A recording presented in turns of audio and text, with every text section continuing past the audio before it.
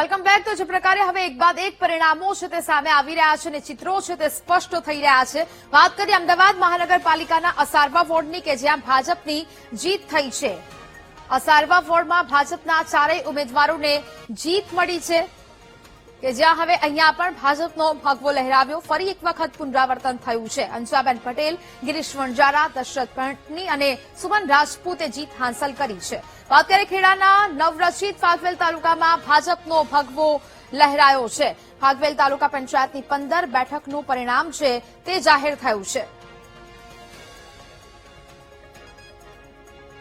તો 15માંથી 11 બેઠક પર ભાજપ ઉમેદવારોની જીત થતી જોવા મળી। 15માંથી માત્ર 4 બેઠક કોંગ્રેસના ફાળે જતી જોવા મળી રહી છે। એક બાદ એક પરિણામો અને હવે ઉમેદવારોએ કોને પોતાના નેતા પસંદ કર્યા છે તે ચિત્ર સ્પષ્ટ થઈ રહ્યું છે કે જ્યાં ફાગવેલ તાલુકા પંચાયતની 15 બેઠકનું પરિણામ પણ હવે જાહેર થયું છે।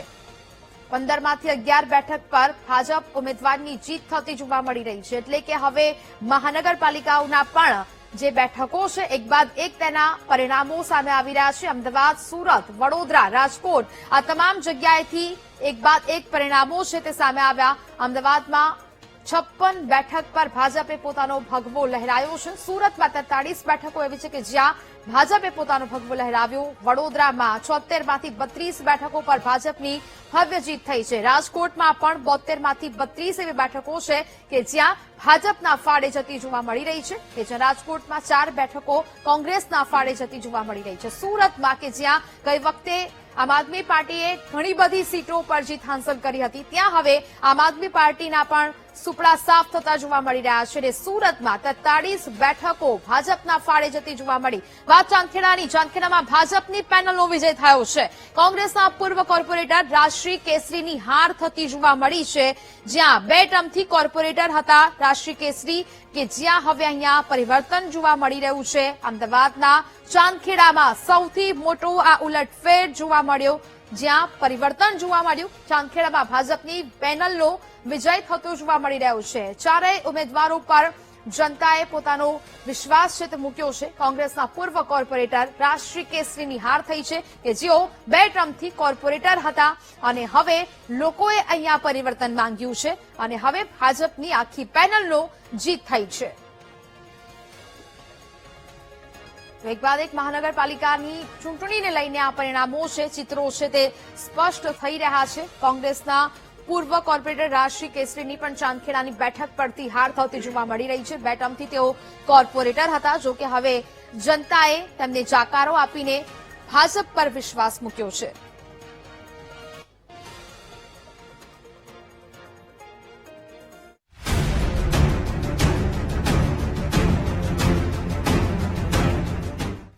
ભાજપની જીત છે તે પોરબંદર માટે આખા ગુજરાતમાં મોટા મોટી જીત છે તે કહેવામાં આવે છે। 52 બેઠક ઉપર છે ભાજપે કબજો મેળવી લીધો છે। વિરોધ પક્ષ છે કે ક્યાંય ખાતું ખોલી શક્યું નથી। પ્રચાર છે જે રીતના કર્યો હતો એ રીતનું એને જે ફળ મળવું જોઈએ એ મળ્યું નથી અને ભાજપે 52 સીટ ઉપર છે તે સવારથી જ આગળ અને છેક સુધી જે ભાજપે જ લીડ સાથે તમામ બેઠક ઉપર છે તે વિજય મેળવ્યો છે। જી બિલકુલ થી જય, માહિતી બદલ આભાર।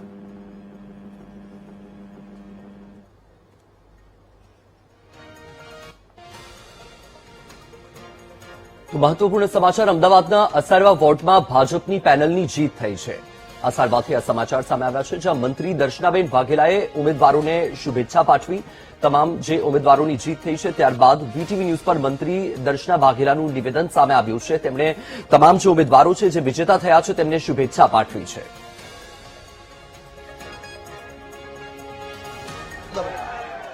અમદાવાદ મહાનગરપાલિકાના પરિણામો આવવાની શરૂઆત થઈ ચૂકી છે અને જે રીતના દ્રશ્યો બતાવી રહ્યા છે કે હાલ ભાજપના ઉમેદવારો એક બાદ એક છે તે જીત મેળવતા છે તે હાલ જોવા મળી રહ્યા છે। અસરવા વોર્ડના ઉમેદવારોની જીત થઈ છે ત્યારે દર્શનાબેન તમને શુભકામનાઓ છે આપી રહ્યા છે। દર્શનાબેન સાથે સીધી વાત આરામ છે ભૈયા।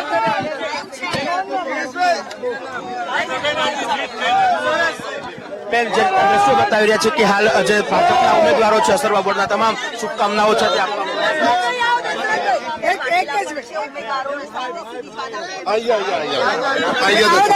દર્શનભાઈ આયો। અભિનંદન અભિનંદન અભિનંદન. સુમનબેન ને બોલાવો. સુમનબેન ભારત માતા સુમનબેન આવી જાઓ. અસારવા વોર્ડમાં આખી પેનલનું ખૂબ મોટી બહુમતીથી વિજય થયા છે. અસારવા એ ભારતીય જનતા પાર્ટીનો ગઢ છે અને આ ગઢને અમે સાચવી રાખ્યો છે. અને આખા ગુજરાતમાં તમે જોજો કે આજે કેસરીઓ છે. ગુજરાતની જનતાને ભારતીય જનતા પાર્ટી નરેન્દ્રભાઈ મોદી અને ભૂપેન્દ્રભાઈ પટેલ અને હર્ષ સંઘવીના ઉપર વિશ્વાસ છે. અમારા પ્રદેશ પ્રમુખ અમારા વિશ્વકર્માજી જગદીશભાઈ પર વિશ્વાસ છે અને પ્રજાએ જે અમારા પર વિશ્વાસ મૂક્યો છે, અમે આનાથી પણ વધારે સારું કામ કરી અને પ્રજાના આ વિશ્વાસને સંપાદન કરીશું.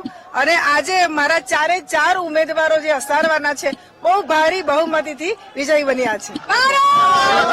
બતાવ્યા છે કે ભાજપના અસરવા વોર્ડના ઉમેદવારોની જીત થતા જ ધારાસભ્ય જે છે તેમના દ્વારા તેમને શુભકામનાઓ છે તે હાલ આપવામાં આવી છે. જે દ્રશ્યો બતાવી રહ્યા છે કે એક બાદ જે છે તે હાલ પરિણામ આવવાની શરૂઆત થઈ છે અને ભાજપના ઉમેદવારો જીતી રહ્યા છે. કેમેરામેન પ્રવીણ વાઘેલા સાથે શુભમ ભટ્ટ, વીટીવી ન્યૂઝ, અમદાવાદ. તો વધુ એક મહત્વપૂર્ણ સમાચાર, થરાદ નગરપાલિકાનું પરિણામ પણ જાહેર થઈ ચૂક્યું છે. થરાદ નગરપાલિકામાં મતગણતરીની શરૂઆત બાદ તમામ લોકોની નજર એ બાબત પર હતી કે કોણ વિજેતા બને છે. ત્યારે 28માંથી 15 બેઠક પર ભાજપની જીત થઈ છે. 5 બેઠક પર કોંગ્રેસ ઉમેદવારનો વિજય થયો છે.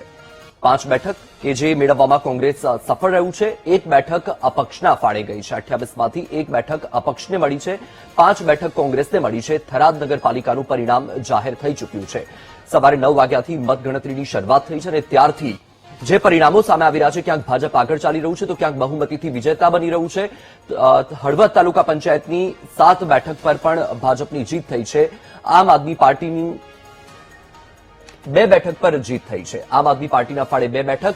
કોંગ્રેસ હજુ સુધી ખાતું નથી ખોલાવી શક્યું. મહીસાગર જિલ્લાની વાત કરી લઈએ તો મહીસાગર જિલ્લા પંચાયતની 8 બેઠક પર ભાજપની જીત થઈ છે. મહીસાગરમાં પણ 8 બેઠક ભાજપના ફાળે. બાકોર બેઠક પર ભાજપના ભાવના પટેલની જીત થઈ છે. મહીસાગરથી આ સમાચાર. બટકવાડા બેઠક પર ભાજપના ગોવિંદ બામણિયાની જીત થઈ છે.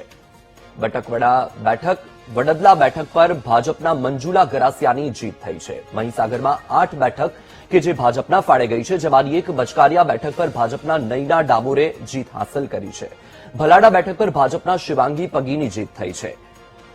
તો આ સાથે જ વીરપુર બેઠક પર ભાજપના સુશીલા ઠાકોરની જીત થઈ છે. મહીસાગરની 8 બેઠક, જે 8 બેઠક પર ભાજપે જીત મેળવી છે, જેમાંની એક ડીટવાઝ બેઠક કે જ્યાં ભાજપના સોનલ પટેલની જીત થઈ છે. હાથીવન બેઠક પર ભાજપના બાલુબા રાઠોડની જીત થઈ છે. સતત અપડેટ આવી રહી છે, જેમાં છોટાઉદેપુરના સંખેડા તાલુકા પંચાયતનું પરિણામ પણ જાહેર થઈ ચૂક્યું છે, જેમાં નંદપુર તાલુકા પંચાયત બેઠક પર ભાજપના ઉમેદવારની જીત થઈ છે. નંદપુર તાલુકા પંચાયતમાં ભાજપ વિજેતા. કાબીઠા તાલુકા પંચાયત બેઠક પર ભાજપના ઉમેદવાર હસમુખ બારિયાની જીત થઈ છે. વંકલા તાલુકા પંચાયતની બેઠક પર આપના ઉમેદવાર મહેન્દ્ર રાઠવાએ વિજય મેળવ્યો છે. એટલે કે જનાદેશ છે એ ભાજપ પક્ષી જોવા મળી રહ્યું છે. છોટાઉદેપુરના સંખેડા તાલુકામાં પણ નર્મદા તાલુકા પંચાયતનું પરિણામ પણ જાહેર થયું છે.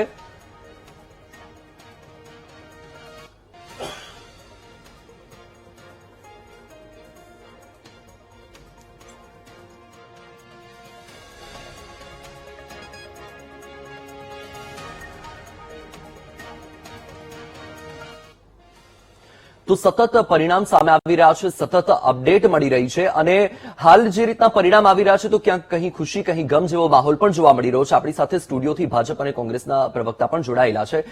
સૌથી પહેલા દીપકભાઈ, હું આપને સવાલ કરવા માંગુ છું કે આ જે રીતનું પરિણામ સામે આવી રહ્યું છે, સ્વાભાવિક છે કે તમારા લોકો માટે તો આ અપેક્ષિત હશે. શું લાગી રહ્યું છે આ પરિણામ પછી?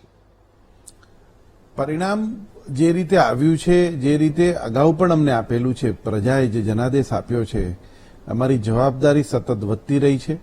જવાબદારીની સાથે સાથે અમારે જે કાર્યો કરવાના છે, જે ગુજરાતને જે મોડેલ ગુજરાત તરીકે આખા દેશની અંદર આપણે જે બતાવવાનું છે, એ ગુજરાત અત્યારે વિકસિત ગુજરાત તરીકે વિકસી રહ્યું છે.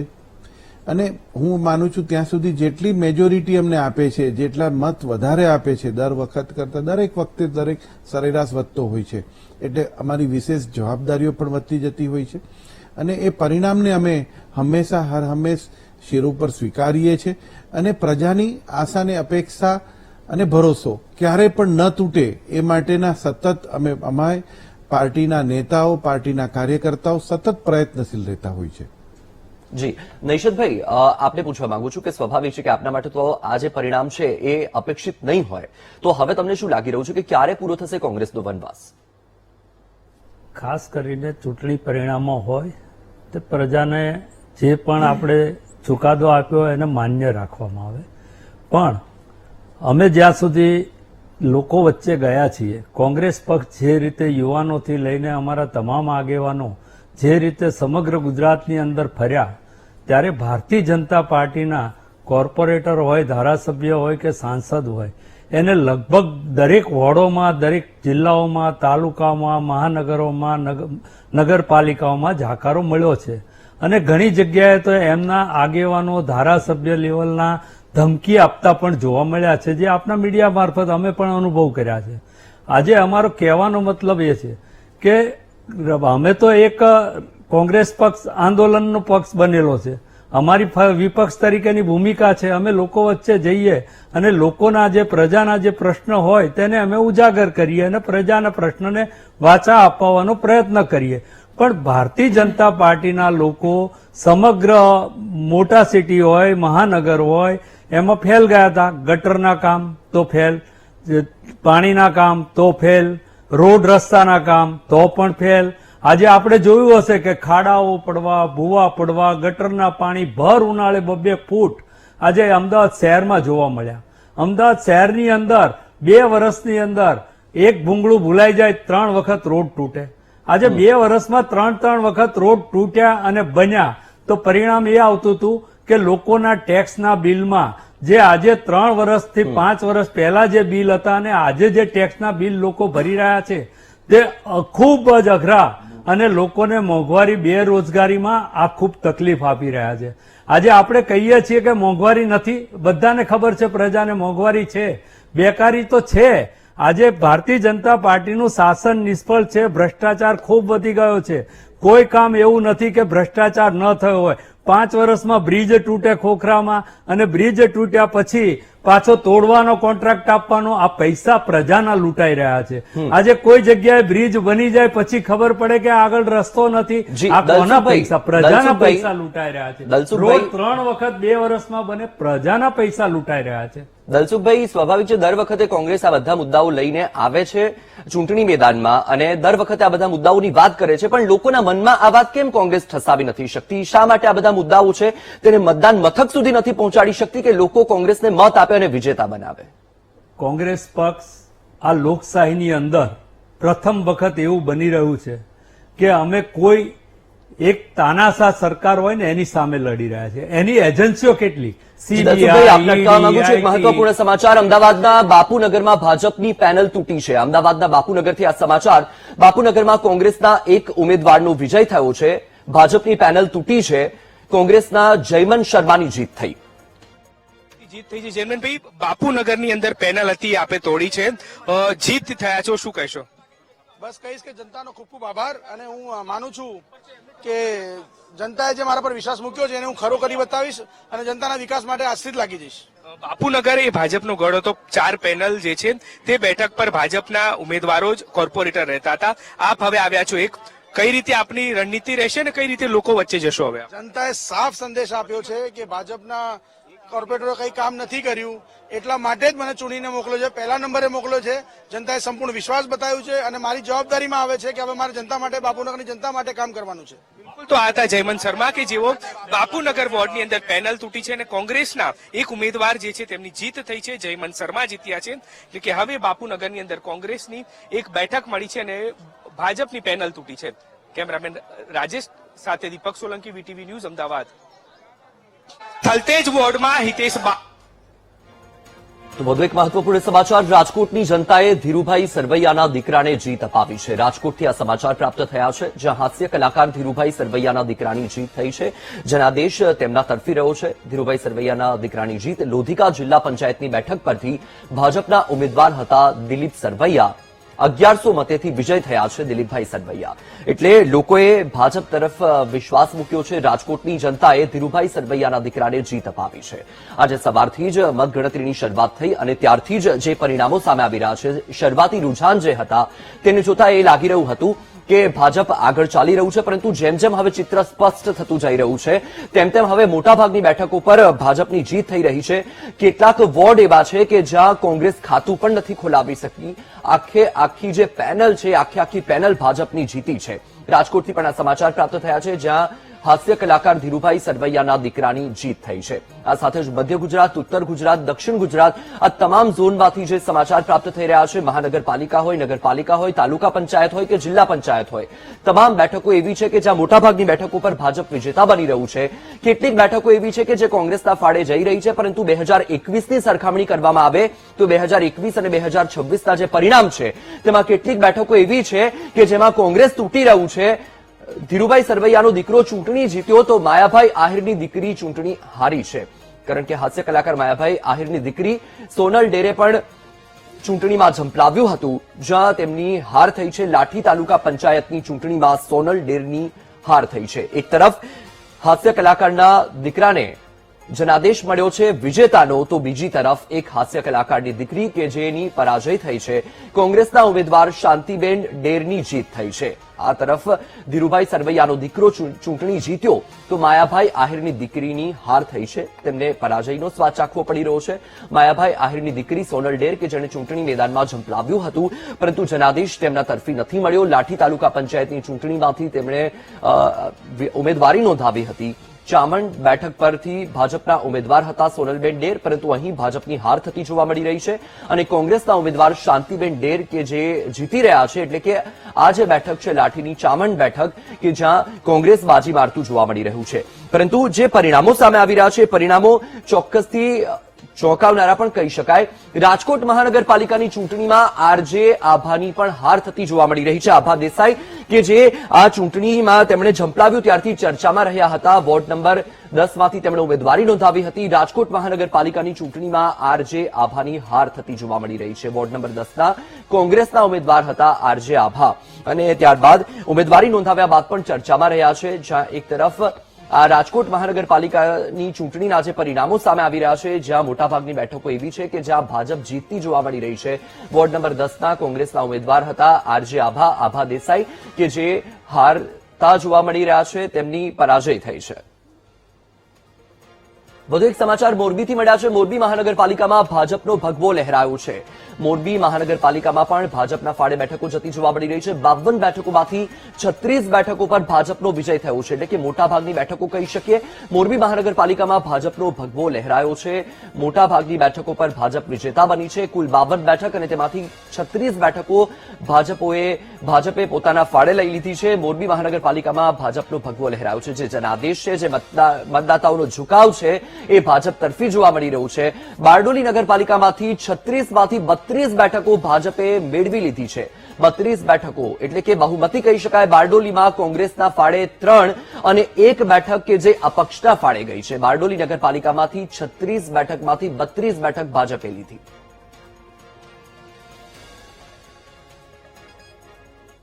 તો ફરીથી ચર્ચાને આગળ વધારે દલસુખભાઈ, ફરીથી આપણે એ જ સવાલ પર આવ્યા છીએ. હું આપની પાસેથી જાણવા માંગી રહ્યો છું, તમે જોઈ રહ્યા છો કે જે રીતનું પરિણામ સામે આવી રહ્યું છે, કોંગ્રેસ મુદ્દાઓ મૂકે છે પણ એ મુદ્દાઓને મતદાતાઓના મનમાં નથી બેસાડી શકતી, નથી ઠસાવી શકતી. એનું શું કારણ? પ્રજા ઘણા બધા મુદ્દાઓથી ત્રાસી ગઈ છે. ખરેખર બેરોજગાર પણ એટલા જ છે અને મોંઘવારી પણ ખૂબ છે. સાથે સાથે ભ્રષ્ટાચાર તો આ ગુજરાતની અંદર આખા દેશમાં એક મિસાલ બની ગઈ છે કે પુલ તૂટવો અને બનવો, જગ્યા સામે મકાનો હોય ને પુલ બનવો, આનાથી વિશેષ ભ્રષ્ટાચાર તો દેશની અંદર ક્યાં હોઈ શકે. પણ અમારી વાત ત્યાં અટકતી નથી. અમે પ્રજાની વચ્ચે જતા હતા, ભાજપના ઉમેદવારોને જાકારો મળતો હતો, અમને આવકારો મળતો હતો. લોકો અમને કહેતા હતા કે આ વખત અમે કંઈક બદલાવ કરીશું. પણ અમે જાણીએ છીએ કે અમે એક ભારતીય જનતા પાર્ટી સામે નથી લડી રહ્યા. એની કંઈક એજન્સીઓ અહીંયા કામ કરી રહી છે ગુજરાતની અંદર. એઆઈએમ હોય, ઓવીસી આવે તો એમના કાર્યાલય ઉપર એમની મિટિંગ જાહેર સભા કરવા દેવામાં આવે અને એ અમારા જ માટે આવે છે. સ્પેશિયલ ભારતીય જનતા પાર્ટીની સ્ક્રિપ્ટ જે લખેલી હોય એ જ ઓવેસીઓએ બોલવાનું. એટલે સ્વાભાવિક છે કે એક નુકસાન એક પાર્ટીને થાય. એ જ પ્રમાણે ભારતીય જનતા પાર્ટીની બી ટીમ છે આપ પાર્ટી. આપ પાર્ટીની અંદરથી આપ જુઓ છો લોકો જાય છે, જે પણ એ આપ જોડીને જાય તો ભાજપમાં જ જાય છે. શા માટે એ બીજા પક્ષમાં લડવા માટે કે પ્રજાના કોઈ પ્રશ્નોને ઉપાડવા માટે નથી જોડાતા? સીધા જ શાસક પક્ષમાં જોડાવું એનું કારણ છે એ એના બી ટીમના લોકો છે. એટલે આ જે એજન્સીઓ છે એમાં આનો કે આઈટી હોય, ઈડી હોય, સીબીઆઈ હોય, અને વધારેમાં વધારે આ વખત અમને જો નુકસાન કરતું પરિણામ દેખાતું હોય તો ચૂંટણી પંચ છે. આપે જાણ્યું હશે બાપુનગરની અંદર અત્યારે તો એક ઉમેદવાર જીતતા બતાવે છે, પણ 4 ઉમેદવાર જીતે એવી શક્યતા હતી. ત્યાં હોમગાર્ડનું ક્વાર્ટર્સ આવેલું છે. હોમગાર્ડની ઓફિસમાં ભારતીય જનતા પાર્ટીના આગેવાનો બેસીને ત્યાં જે પેપરના મત હતા એ મત ઉપર પોતે સિક્કા મારી રહ્યા હતા, જે મીડિયા દ્વારા જોવામાં આવ્યું છે અને જાણવામાં આવ્યું છે. દરેક મીડિયાએ જોયું છે. તો આખા ગુજરાતની અંદર કર્મચારીઓના જે મત છે ત્યાં આ બધી ગોલમાલો થઈ છે. અને જ્યાં અમારા ઉમેદવારો નબળા પડતા હોય ત્યાં પણ એમણે પોલિંગ એજન્ટો જે સ્કૂલની અંદર હોય ત્યાં પણ એમણે ધાક ધમકી બીક પૈસા આ આપીને પણ ત્યાં એમણે એમનું કામ કર્યું છે, જે અમારી જાણમાં ચૂંટણીમાં આવ્યું છે. અને દરેક વખતે ચૂંટણી અધિકારીઓ પણ જે નિષ્ઠાપૂર્વક પક્ષને જે લોકશાહીમાં ફરજ બજાવવી જોઈએ એ બજાવતા નથી.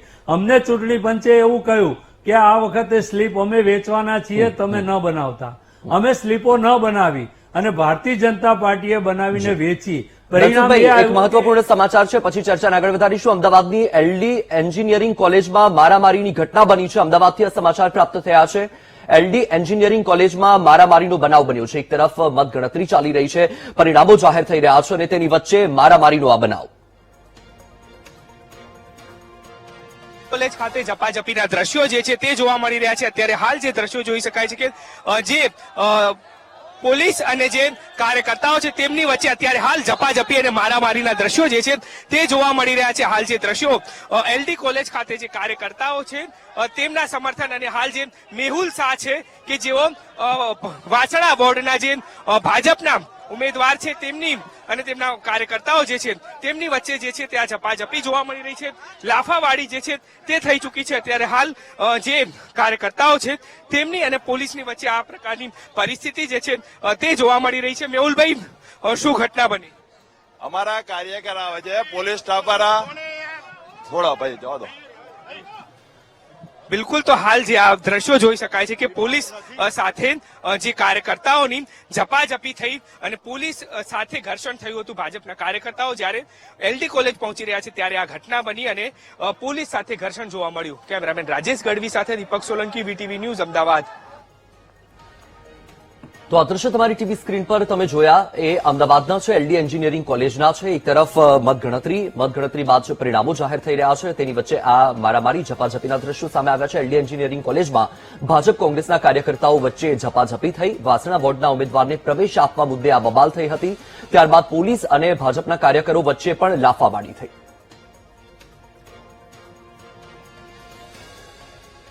તો આજ મુદ્દે વધુ માહિતી આપી રહ્યા છે સંવાદદાતા દીપક સોલંકી. દીપક, એક તરફ પરિણામો જાહેર થઈ રહ્યા છે અને તેની વચ્ચે એલડી એન્જિનિયરિંગ કોલેજમાં મારામારી ઝપાઝપીના દ્રશ્યો છે, પોલીસ અને સાથે ભાજપના કાર્યકર્તાઓ વચ્ચે ઘર્ષણના દ્રશ્યો પણ છે. શું છે આખો મામલો? અત્યારે પરિસ્થિતિ શું છે ત્યાં?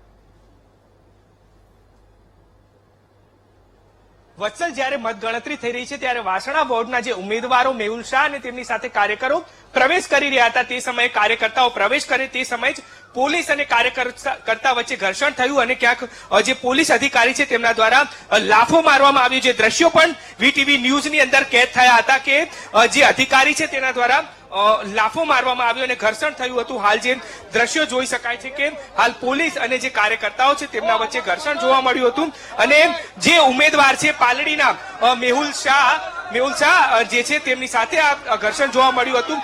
તમે પ્રવેશ્યા ત્યારે તમારા સાથે ઝપાઝપી કરી, શું ઘટના? ગાડી કરીને મારી આજુ લાલ થઈ ગયું, લાલ થઈ ગયું. કોણ હતા અધિકારી? કોણ હતા?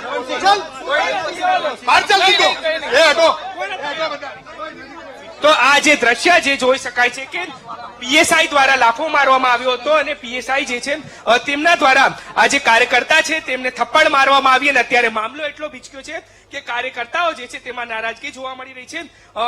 વાછડા વોર્ડના જે ભાજપના ઉમેદવારો કે જે પરિણામ માટે મતગણતરી માટે આવી રહ્યા હતા અને તે સમયે આ પ્રકારની ઘટના બની. અત્યારે હાલ આ જે દ્રશ્યો જોઈ શકાય છે કે તમામ કાર્યકર્તાઓ છે તેઓ તેમના સમર્થકો સાથે અત્યારે હાલ જે વાસણા વોર્ડની મતગણતરી થઈ રહી છે ત્યાં પહોંચી રહ્યા છે અને અત્યારે હાલ પણ આ પ્રકારની પરિસ્થિતિ જે છે તે જોવા મળી રહી છે. ક્યાંક વાસણા વોર્ડની અંદર જે મતગણતરી થાય તે પહેલા જ આ પ્રકારની પરિસ્થિતિ વીટીવી ન્યૂઝ પર જે દ્રશ્યો જોયા કે પોલીસ સાથે ઝપાઝપી થઈ હતી કાર્યકર્તાઓની અને ક્યાંક લાફો મારવામાં આવ્યો હતો એ દ્રશ્યો જે છે તે જ જોઈ શકાય છે. તમારી સાથે ઝપાઝપી કરી હતી અને તમને લાફો પણ માર્યો હતો પીએસઆઈ લાલ થઈ ગયું પ્રવેશ માટે માથાકૂટ થઈ. ના ના મને કે મોબાઈલ મૂકીને આવ્યા અમે તો જા ગાળો બોલી હતી.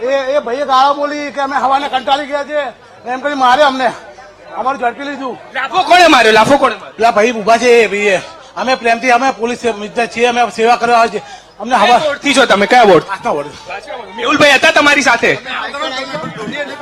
બિલકુલ. તો આ વાસણા વોર્ડના જે કાર્યકર્તાઓ હતા તેમની અને પોલીસની વચ્ચે ઘર્ષણ થયું અને અત્યારે હાલના આ દ્રશ્યો કે જે હુલ્લડ જે એલટી કોલેજ ખાતે જોવા મળી રહી છે કે પોલીસ કર્મચારીઓ અને જે કાર્યકર્તાઓ છે વાસણા વોર્ડના તેમની વચ્ચે થયું હતું. મોબાઈલ સાથે પ્રવેશ બાબતે બંને વચ્ચે ઘર્ષણ થયું અને ક્યાંક જે પીએસઆઈ અધિકારી હતા તેમના દ્વારા તેમને થપ્પડ મારવામાં આવી અને મામલો બીચક્યો. એટલે કે વાસણા વોર્ડની જયારે મતગણતરી શરૂ થાય તે પહેલાના દ્રશ્યો પ્રવેશ દ્વાર પર જોવા મળ્યા હતા કે કાર્યકર્તાઓ અને પોલીસ વચ્ચે ઘર્ષણ બન્યું હતું. હાલ મામલો થાળે પડ્યો છે ને હાલ જે દ્રશ્યો જોઈ શકાય છે જી કે કાર્યકર્તાઓ છે તેમાં નારાજગી જોવા મળી રહી છે. એટલે કે ક્યાંક જે ઘટના બની જેમાં થપ્પડકાંડ થઈ ગયો અને અધિકારીઓ અને જે કાર્યકર્તાઓ છે તેમના વચ્ચે ઝપાઝપી પણ જોવા મળી હતી. વત્સલ બિલકુલથી દીપક, એક તરફ આકરી ગરમી છે એટલે સ્વાભાવિક છે, પણ સવાલ તો એ પણ થઈ રહ્યો છે કે એવી તો પીએસઆઈ સાહેબને શું ગરમી ચડી ગઈ કે સીધો ભાજપના કાર્યકર્તાને તમાચો જ જડી દીધો?